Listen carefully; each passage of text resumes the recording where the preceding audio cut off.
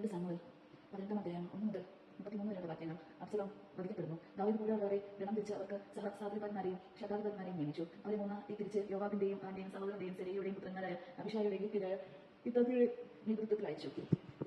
ഞാനും നിങ്ങളോടുകൂടി വരുമെന്ന് രാജാവ് അഞ്ചാന്മാരോട് പറഞ്ഞു. അവൻ പറഞ്ഞു, അങ്ങ് ഞങ്ങളോടുകൂടി വരരുത്. ഞങ്ങൾ തോട്ടോടിയ ശത്രുക്കാർ ഗണ്യമാക്കുകയില്ല. ഞങ്ങളുടെ പകുതി മരിച്ചാലും അവർ കാര്യമാക്കുകയില്ല. അന്ന് ഞങ്ങൾ 10,000 പേർക്ക് തുല്യനത്രേ. ആകെ അങ്ങ് പട്ടണത്തിൽ ഇരുന്നുകൊണ്ട് ഞങ്ങൾക്ക് സഹായം എത്തിക്കുന്നത് ആണ് നല്ലത്. രാജാവ് പറഞ്ഞു, ഉചിതമെന്ന് എനിക്ക് തോന്നുന്നത് ഞാൻ ചെയ്യാം. രാജാവ് പരിവാരത്തിൽ നിന്ന് 100കളുടെയും 1000കളുടെയും ഗണമായ സൈന്യം കടന്നുപോയി. രാജാവ് യോവാബിനോടും അഭിഷായിയോടും ഇത്തായിയോടും കൽപ്പിച്ചു, യുവാവായ അബ്സലോമിനോട് എന്നെ പ്രതി ഭയമായി പെരുമാറുക. ഈ കൽപ്പന സൈന്യങ്ങളെല്ലാം കേട്ടു. സൈന്യം ഇസ്രായേലിനെതിരെ പുറപ്പെട്ടു. എഫ്രൈം വനത്തിൽ വെച്ച് അവരുമായി ഏറ്റുമുട്ടി. ദാവീദിന്റെ പടയാളികൾ ഇസ്രായേൽക്കാരെ ദയനീയമായി തോൽപ്പിച്ചു. 20,000 പേരെ അന്ന് വകവരുത്തി. യുദ്ധം ദേശമെല്ലാം വ്യാപിച്ചു. വാളിന് ഇരയായിരിക്കുന്നവരെക്കാൾ കൂടുതൽ പേരെ അതിന് അന്ന് വനം വിഴുങ്ങി. അബ്സലോം ദാവീദിന്റെ പടയാളികളെ ദൃഷ്ടിയിൽപ്പെട്ട് അവൻ പുറത്ത് ഓടിച്ചു പോവുകയായിരുന്നു. അത് വലിയ ഓട്ടുമരത്തിന്റെ കീഴിലൂടെ കടന്നു പോകുമ്പോൾ അവന്റെ തലമുടി മരക്കൊമ്പിൽ കുരുങ്ങി. ഗോവർക്കെഴുത ഓടിപ്പോയി. ആകാശത്തിന് ഭൂമിക്കും മധ്യേ അവൻ തൂങ്ങി നിന്നു. ഒരുവൻ അത് കണ്ട് യോവാബിനോട് പറഞ്ഞു, അബ്സലോം അത് ഓട്ടുമരത്തിൽ തൂങ്ങിക്കിടക്കുന്നത് ഞാൻ കണ്ടു. യോവാബ് പറഞ്ഞു, എങ്കിൽ അവിടെ തന്നെ അവനെ കൊന്നുകളഞ്ഞ് കളയാൻ എന്തുകൊണ്ട്? ഞാൻ നിനക്ക് 10 വെള്ളികളെ ഒരു പഴപ്പെട്ടയും തന്മാരുന്നതോ? അവൻ യോവാബിനോട് പറഞ്ഞു, നീ എനിക്ക് 1000 വെള്ളി നാണയം തന്നാലും ഞാൻ രാജാവിന് എതിരെ കരമുയർത്തില്ല. യുവാവായ അബ്സലോമിനെ എന്നെ പ്രതി സംരക്ഷിക്കുന്ന രാജാവ് നിന്നോടും അഭിഷായിയോടും ഇത്തായിയോടും കൽപ്പിച്ചിരിക്കുന്നത് ഞങ്ങൾ കേട്ടതാണ്. മറിച്ച് അവനെതിരെ വചനം കെട്ടിയിരുന്നെങ്കിൽ രാജാവ് തലയിൽ നീ കഴിയുകയും ചെയ്യുമായിരുന്നു. നിന്നോട് സംസാരിച്ച് ഞാൻ സമയം പാഴാക്കിയില്ല എന്ന് പറഞ്ഞ് യോവാബ് കുന്തമെടുത്ത് ജീവനോടെ തൂങ്ങിക്കിടന്ന അബ്സലോമിന്റെ നെഞ്ചിൽ കുത്തിയിറക്കി. യോവാബിന്റെ ആയുധവാഹകരായ 10 പേർ അബ്സലോമിനെ പറഞ്ഞ് അവനെ അടിച്ചു കൊന്നു. യോവാബ് കാഹളം മുഴക്കി. തിരികെ വിളിക്കപ്പെട്ട സൈന്യം ഇസ്രായേൽക്കാരെ ആക്രമിക്കുന്നത് മതിയാക്കി. അവർ അബ്സലോമിന്റെ വനത്തിൽ ഒരു വലിയ കുഴിയിൽ എറിഞ്ഞു കളഞ്ഞു. അവനും മീതെ വലിയൊരു കൽക്കും മരം കൂട്ടി.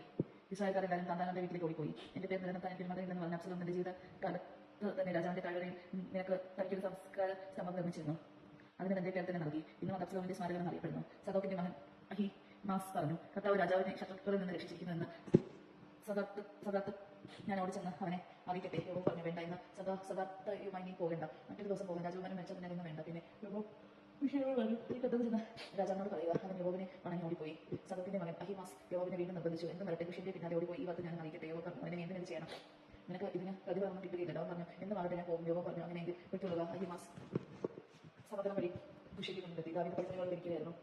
കാവൽക്കാരൻ അതിൽ മീതെ പടിപ്പുരയുടെ മുകളിൽ കയറി നോക്കി. ഒരുവൻ തന്നെ ഓടി വരുന്നു. കാവൽക്കാരൻ രാജാവിനോട് വിളിച്ചു പറഞ്ഞു. രാജാവ് പറഞ്ഞു, അവൻ തനിച്ചാണെങ്കിൽ സദാർത്ഥത്തെ കൊണ്ടുവരുന്നു. അവൻ അടുത്തടുത്ത് വന്ന് മറ്റൊരുവനോട് വരുന്നത് കാവൽക്കാരൻ കണ്ടു. അവൻ പടിപ്പുരയിലേക്ക് വിളിച്ചു പറഞ്ഞു, അതാ മറ്റൊരുവൻ തന്നെ ഓടി വരുന്നു. രാജാവ് പറഞ്ഞു, അവനും സദാർത്ഥത്തെ കൊണ്ടുവരുന്നു. കാവൽക്കാരൻ പറഞ്ഞു, മുമ്പേ ഓടി വരുന്നവൻ സദോക്കിന്റെ മകൻ അഹിമാസിനെ പോലെ ഇരിക്കുന്നു. രാജാവ് പ്രതികരിച്ചു, അവൻ നല്ലവനാണ്. അവൻ സദാർത്ഥ കൊണ്ടുവരുന്നു. അഹിമാസ് രാജാവിനോട് വിളിച്ചു പറഞ്ഞു, എല്ലാ ശുഭം. അവൻ രാജസന്നിധിയിൽ സാഷ്ടാംഗം പ്രകടിച്ചു പറഞ്ഞു, എന്റെ യജമാനായ രാജാവിനെതിരെ കരമുയർത്തിയവരെ ഏൽപ്പിച്ചു തന്ന അങ്ങയുടെ ദൈവമായ കർത്താവ് വാഴ്ത്തപ്പെട്ടവൻ. രാജാവ് ചോദിച്ചു, അബ്സലോം കുമാരൻ സുഖമായിരിക്കുന്നുവോ?